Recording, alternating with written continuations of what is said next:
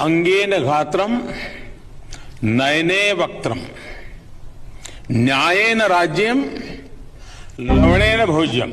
Dhurandhar the revenge इस movie के paid previews इस मूवी के रिलीज होने से एक दिन पहले यानी 18 तारीख को 5 बजे से चालू कर दिए गए और मैं ये मूवी का पहला शो 5 बजे वाला देखकर आ चुका हूं एंड 5 बजे थिएटर में घुसा और मैं निकला 9:15 के बाद में। मतलब भाई 4.5 घंटे आपके कहीं नहीं जा रहे, सिर्फ थिएटर में बैठे रहो। लेकिन मैं एक बात जरूर बोलूंगा, ये मूवी आपको बांधे रखेगी। वो पोटेंशियल, वो कैपेसिटी मूवी में है क्योंकि मूवी मेकिंग इतनी सॉलिड है, क्या बताऊं। तो तसल्ली से बात करते हैं धुरंधर द रिवेंज मूवी की। So welcome to the Omni presents Dhurandhar the revenge. भाई ये मूवी नहीं, ये आंधी है। 10 मूवीज को पोस्टपोन करना पड़ा अपनी डेट को, इससे क्लैश ना हो इस वजह से, जिसमें टॉक्सिक जैसी, यश सुपरस्टार यश जैसे ने भैया अपनी मूवी को पीछे सरका लिया है। हॉलीवुड तक की मूवीज इसको देखकर पीछे सरक चुकी हैं। अब क्या ये मूवी अपना दबदबा कायम रखेगी? तो हाँ भाई, इसमें कोई डाउट नहीं है कि मूवी दबदबा कायम रखेगी। एंड मूवी की जो मेकिंग वो है इस तरह की कि मूवी आपको बांध के रखेगी। एंड भाई जो यहाँ पर डिटेलिंग है, जिस तरीके से मूवी का प्रेजेंट करने का तरीका है, रियल इंसिडेंट को जिस तरीके से ब्लेंड किया गया है, चाहे अपने डिस्क्लेमर में बोल लें कि भाई ये मूवी इंस्पायर करता है और ज्यादातर यहाँ पर जितनी भी सच्चाई जो है अपने देश की उससे कोई वास्ता नहीं है, पर भाई जब आप मूवी देखेंगे तो आपको पता चल जाएगा कि कितनी इंसिडेंट्स को इन्होंने एक्यूरेटली उठाया है। खैर दोस्तों, सभी चीजों के बारे में बात करेंगे।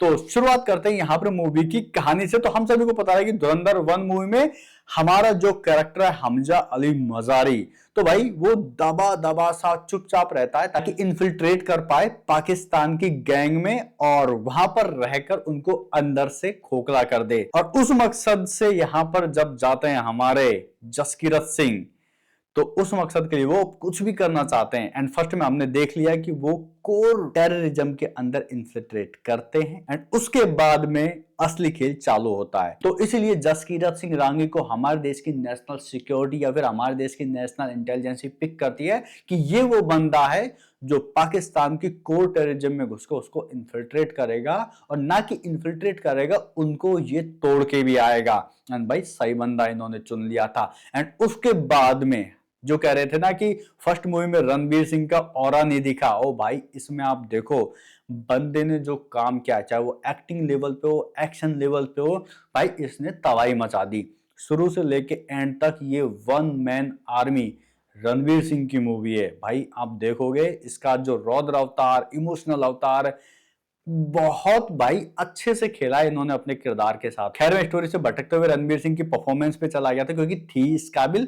लेकिन दोस्तों आगे अगर स्टोरी में बढ़े तो जसकीरत जब कोर टेररिज्म में घुस चुका है तो वो वहां की पॉलिटिक्स में घुसता है एंड उसके बाद में जिन जिन लोगों के नाम वो अपनी डायरी पे छाप के रखता है, जिन जिन से बदला लेता है, जो हमारे देश के लिए खतरा है या फिर हमारे देश में कुछ ना कुछ किसी ने कांड किया है, खासकर गोदेवर का जोर लगा लो वाला बंदा था भाई, बहुत सेटिस्फाई देती है उसकी मौत। जो भी हो दोस्तों, जितने भी लोग हैं उनको तोड़ना इसका काम होता है। और एंड आते आते जिस तरीके से ये पाकिस्तान के टेररिज्म का खात्मा करता है या फिर जिस तरीके से ये चीजों को समेट के एंड पे पहुंचाता है, वो देखने लायक होता है। एंड जिस तरीके से यहाँ पर ट्विस्ट एंड टर्न्स डाले गए हैं स्टोरी में, इमोशंस डाले गए हैं, एक सुंदर सी लव स्टोरी डाली है, वो देखने में मजा आता है। एंड मूवी का एंड जिस तरीके से हुआ है वो कहीं ना कहीं मुझे इमोशनल कर गया। एंड एक और बात बोलना चाहूंगा कि इस मूवी के एंड में जो लेसन हमको दिया गया है वो शायद सभी अपनी जिंदगी में उतार ले तो बेहतर है। भाई क्या सुंदर सा मैसेज इन्होंने दिया है बिना किसी डायलॉग के। अब वो मैसेज क्या है ये मैं इस रिव्यू के एंड में बताऊंगा क्योंकि ये मैसेज तो आपको जान लेना जरूरी है। अब बात कर लेते हैं यहाँ पर मूवी के अदर एस्पेक्ट्स, जैसे विजुअल्स कैसे हैं, म्यूजिक कैसा है या फिर एक्टर्स एंड उनकी परफॉर्मेंसेस कैसी है। तो सबसे पहले बात कर लेते हैं मूवी के विजुअल्स की, यानी इसके फिल्म मेकिंग की। तो भाई सॉलिड मूवी की जो डिटेल्स है कमाल की है, कैमरा वर्क सॉलिड है, वीएफएक्स मूवी का कमाल का है। एंड भाई ब्रूटल सीन्स को जिस तरीके से दिखाया गया है, आप भाई दिमाग खराब हो जाएगा आपको, जो कटते फटते। और एक सीन आता है जहां पर भाई गर्दन को मतलब beheaded करता हुआ दिखाया जाता है।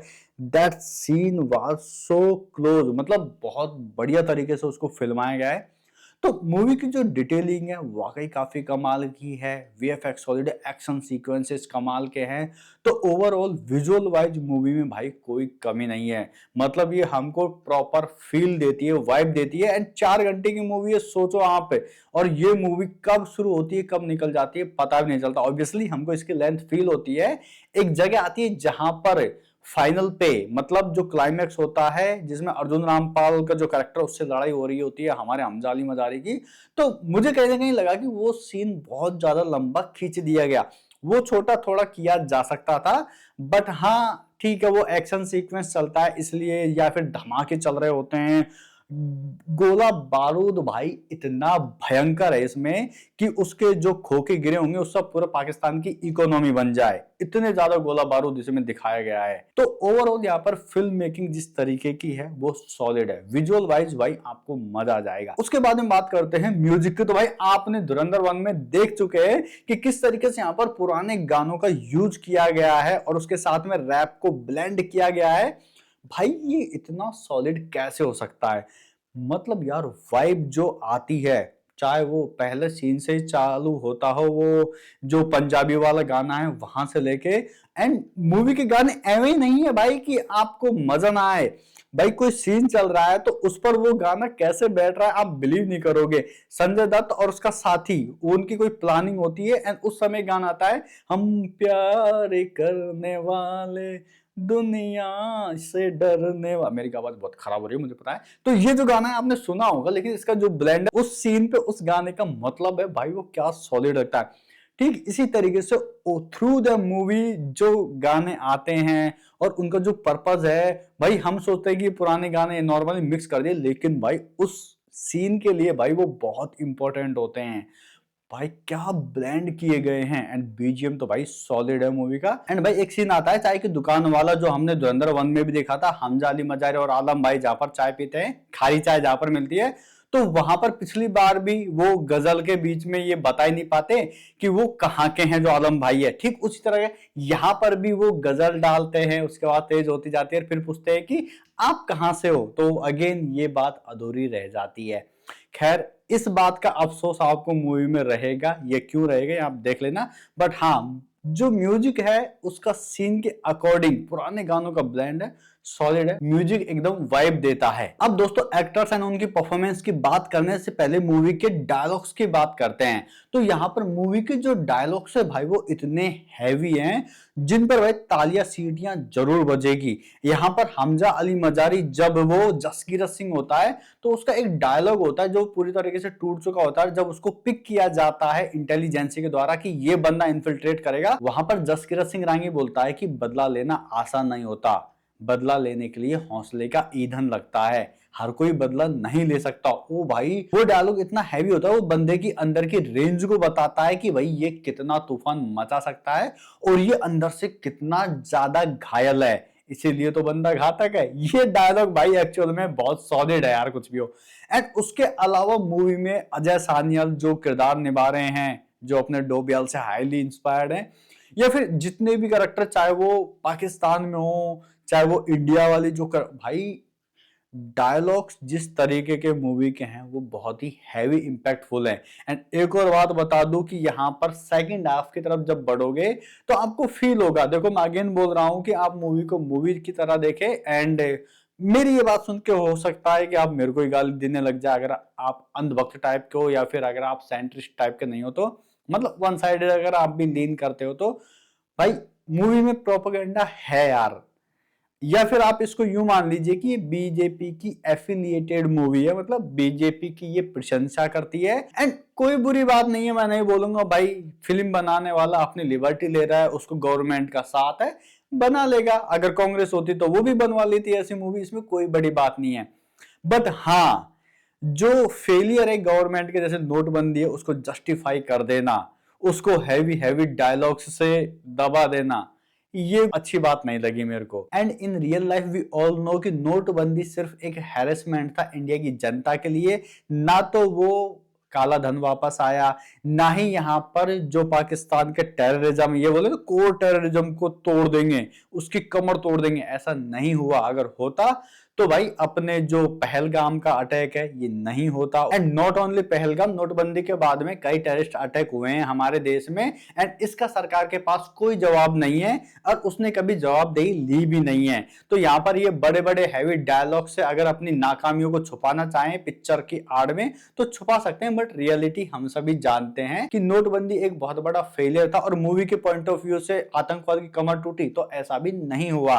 तो हाँ, यहाँ पर ये प्रोपेगेंडा दिखता है, डायलॉग्स के थ्रू भी दिखता है, बट ओवरऑल उन डायलॉग्स पे ताली बजाने का मन जरूर करता है, सीटी बजाने का मन करता है। हेलो, चुप हो जाओ, देख नहीं रहे साला चाय वाला घुस के पड़ गया हमारे अंदर। तो हैवी डायलॉग्स है। और मैं आपको एक और बता दूं कि जब भी ये सीन आते हैं, जैसे यहाँ पर मोदी जी को दिखा दिया जाता है कि भाई वो शपथ ले रहे प्रधानमंत्री की, वहां पर भी भाई इन्होंने डायलॉग चिपका ही दिया कि इतने सालों से, मतलब उनके अकॉर्डिंग पाकिस्तान है वो कांग्रेस से रिलेटेड होके फंडिंग कर रहा था और उसके बाद में इतना कुछ करने के बाद में भी इन्होंने सरकार बना ली, यानी बीजेपी गवर्नमेंट आ गई। तो ये बहुत शार्पली ब्लेंड करके चीजें डाली गई है। अब इसको आप प्रोपेगेंडा मानो ना मानो, जस्ट फिल्म मेकिंग मान लो, मैं कुछ नहीं कहूंगा भाई, बट जो है वो आपके सामने दिख जाएगा। If you are enough smart and understand Indian politics तो आप सभी को पता चल जाएगा कि ये मूवी कितनी सच बोलती है। खैर दोस्तों, डायलॉग्स बढ़िया हैं, उनको सुनने में मजा आता है, एकदम हैवी फील आता है। अब बात करते हैं एक्टर्स एंड उनकी परफॉर्मेंस की। तो भाई सिंपल बात बोलूंगा, this was the beast mode of Ranveer Singh. भाई इस बंदे ने फर्स्ट फ्रेम से लेके एंड फ्रेम तक अकेला खाया है। मतलब हम सोच रहे थे ना धुरंधर के पार्ट 1 में कि यार यहाँ पर रणवीर सिंह का कुछ और आई नहीं है, मिस हो रहा था। भाई यहाँ पर देखना ऑरा होता क्या है, बंदे की जो फील, जो वाइब और जो मस्कुलिन जो दिखाया गया ना कि मैनरिज्म जो दिखाया है, भाई बहुत सॉलिड है यार। मतलब मूवी के जितने भी एक्टर्स हैं उन पर भारी पड़े हैं रणवीर सिंह। अब मैं ये नहीं कहूंगा कि बाकी ने अच्छा काम नहीं किया, एक्चुअली यहाँ पर मूवी में सबसे ज्यादा जो सेंटर ऑफ अट्रैक्शन रहा है, सबसे ज्यादा जो फ्रेम या फिर फुटेज मिली है वो रणवीर सिंह को ही मिली है, इसलिए उनको यहाँ पर हर जगह कमाल करते हुए हम देख पा रहे हैं। लेकिन इसका मतलब ये नहीं है कि बाकी एक्टर्स का काम नहीं दिखता है। आर माधवन सर का काम आप जानते हो किस लेवल का काम वो करते हैं, या फिर उसके अलावा यहाँ पर जो पॉलिटिशियन बनते हैं, जो कैरेक्टर पाकिस्तान में जो पॉलिटिशियन वाला, क्या मेरा बच्चा है, तो भाई वो यार बंदा यार दिल जीत लेता है। इवन उनका जो एंड में राज खुलता है भाई, आप ना आंखें आपकी फटी की फटी रह जाएंगी। उस बंदे की जो एक्टिंग रेंज है, मतलब जिस तरीके से यार उसका मैनिपुलेशन है, लोगों से बात करने तरीका, और जो ओवरऑल भाई एक पॉलिटिशियन होना चाहिए फील आता है। नवाज शरीफ का एक कैरेक्टर जो निभा रहे भाई, मैं तो सोचा ये साक्षात नवाज शरीफ कैसे आ गया भाई, हूबहू भाई जिस तरीके से, मतलब यार मूवी का हर एक कैरेक्टर सॉलिड है यार। अर्जुन रामपाल, ओहो मजेदार भाई। हालांकि इनको ज्यादा डायलॉग्स नहीं दिए गए हैं, बट इनका जो ओवरऑल प्रेजेंस है, पर हाँ इस मूवी में अर्जुन रामपाल थोड़े ठगे ठगे से फील हो रहे थे मेरे को कि इनके साथ थोड़ा दुर्व्यवहार तो हुआ है। मतलब यार इसकी कोई वैल्यू नहीं। संजय दत्त, आहा मजा आ गया। तो सभी एक्टर्स का बढ़िया काम है, लेकिन अगेन मैं कहूंगा कि कहीं ना कहीं वो रणवीर सिंह के काम के नीचे थोड़े से दब जाते हैं। बाकी किसने कैसी परफॉर्म दी ये आपको मूवी देखकर पता चल जाएगा। And now before the conclusion और रेट दिस मूवी, हम उस लेसन की बात कर लेते हैं जो मूवी के एंड में हमको देखने को मिलता है। एक सीन आता है जसकीरत सिंह रांगी के घर के सामने का, कि वहां पर जसकीरत सिंह रांगी गया है और वो अपनी फैमिली को देख रहा होता है, और वहां पर वो पूरा जो सीन चल रहा है वो कहीं ना कहीं आपको अंदर से हिला देगा। एंड वो सीन सिंपल सी एक ही बात कहेगा कि जो हो रहा है उसको होने दो, आप इंटरफेयर मत करो। कभी कभी लाइफ में चीजों का छूट जाना ही बेहतर है, और आपकी उतनी अहमियत है नहीं जितनी आप सोच रहे हो, या फिर उस टाइम के लिए अब आपकी जरूरत नहीं है। जो वक्त गुजर चुका है वो फिर नहीं आएगा, और आपके बिना भी लोगों ने लाइफ जीना सीख लिया है। अगर आप दोबारा उस लाइफ में जाना चाहोगे तो उनको सिर्फ तकलीफ ही मिलेगी, लेकिन आपके बिना भी वो अपना जीवन अच्छे से गुजार रहे हैं, चाहे उसमें दुख हो, कमियां हो, चाहे उसमें बहुत सारी प्रॉब्लम्स ही क्यों ना हो। लेकिन आप उस समय पर वहां पर नहीं थे जब उनको जरूरत थी, तो अब आपकी वैल्यू उतनी वहां पर होगी भी नहीं। हाँ, कुछ पल के लिए शायद वो आपको देखकर खुश हो जाए, लेकिन इन फ्यूचर उस समय को जो गुजरा है तुम्हारे बिना, उसको सोचकर वो दुखी होंगे कि इतने वक्त तक ये कहाँ रहा। तो ये जो चीज है, मैंने कोशिश की आपको समझाने की कि कितनी डेप्थ थी। आप जब देखोगे तो आप इमोशनल हो जाओगे, मे बी अगर आप इस चीज की गहराई को समझोगे। बहुत ही ब्यूटीफुल सीन था वो। तो यस, लेसन था मूवी का कि लेट इट गो, जो हो रहा है वो होने दो, अब दोबारा जाके इंटरफेयर मत करो, अपनी प्रेजेंस देने की कोई जरूरत नहीं है। तो ओवरऑल बात करें धुरंधर द रिवेंज मूवी की, तो भाई ये सॉलिड मूवी है जिसको आप थिएटर में जाके एंजॉय कर सकते हो। एंड क्योंकि ये बहुत ही ज्यादा ब्रूटल है, गालियों की भरमार है, इसलिए ये 18+ है। मैं तो कहूंगा कि 18 वाले भी ना जाएं। इनफैक्ट मैं तो ये कहूंगा कि ये मूवी 21+ वालों को अलाउ करनी चाहिए, क्योंकि जिस तरह की मैच्योर ऑडियंस इस मूवी को चाहिए वो भाई 21+ ही हो सकती है। क्योंकि जो ब्रूटल सीन इसमें दिखाए हैं या फिर जिस तरह की यहाँ पर गाली दी गई हैं भाई, उसके लिए भाई दिमाग से प्रिपेयर होना बहुत ज्यादा जरूरी है। You are still not ready for this and India is still not ready for this. और मैं जब बोल रहा हूं कि ये मूवी 21+ वाली ऑडियंस के लिए होनी चाहिए, तो आप समझ गए होंगे कि गलती से भी फैमिली के साथ चले मत जाना, क्योंकि ऐसे ऐसे शब्द बोले गए ना कि आप है ना ऐसे ऐसे गर्दन घुसा लोगे, मतलब आप बहुत ज्यादा ऑकवर्ड फील कर सकते हो, कतई शर्म से भैया पानी पानी हो जाओगे। इस तरह के शब्दों का इस्तेमाल किया गया है भाई। कोई लेवल की गाली नहीं छोड़ी, सारी जितने भी हमारी हेल्पिंग वर्ब है गाली की, सारी इसमें यूज कर ली गई हैं।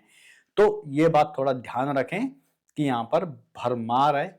एरेटेड है तो वो प्रॉपर एरेटेड ही है। सो आई होप दोस्तों धुरंधर द रिवेंज मूवी का ये रिव्यू वीडियो आपको पसंद आया होगा। और अगर आपने धुरंधर द रिवेंज मूवी देख ली है तो मुझे कमेंट बॉक्स में कमेंट करके बताइए कि आपको ये मूवी कैसी लगी। एंड वीडियो पसंद आए तो वीडियो को लाइक कर दीजिए, दोस्तों के साथ शेयर कर दीजिए, चैनल पर नए तो चैनल को सब्सक्राइब जरूर करें। मिलते हैं अगले वीडियो में, तब तक के लिए जय हिंद, वंदे मातरम।